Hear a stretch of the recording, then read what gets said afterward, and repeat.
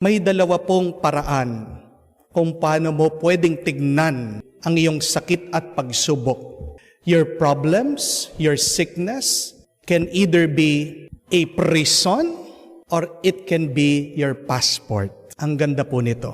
Pag dumadaan ka sa problema, pag nagkakaroon ka ng sakit, dalawa lang ang pwede natin maging pagtingin. Ito ay pwedeng maging kulungan mo o pwedeng makatulong sa iyo para sa tunay na kalayaan.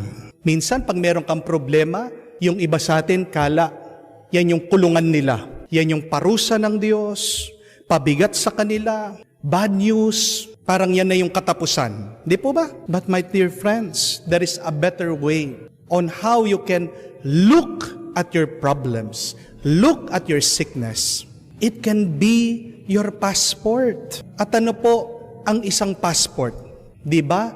Ticket, parang susi, para makadaan ka, makasakay ka sa eroplano at makapunta ka sa mas magandang lugar. Your problem can also be your blessing.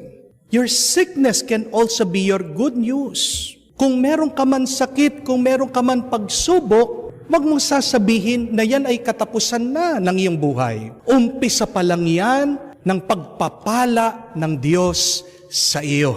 Halimbawa po, kung meron kang utang, maaari mong makita yan bilang iyong kulungan. It can be your prison. Di ka makatulog, hindi ka mapakali, wala kang kapayapaan sa iyong buhay, nagkakasakit ka dahil dyan, nangangayayat ka.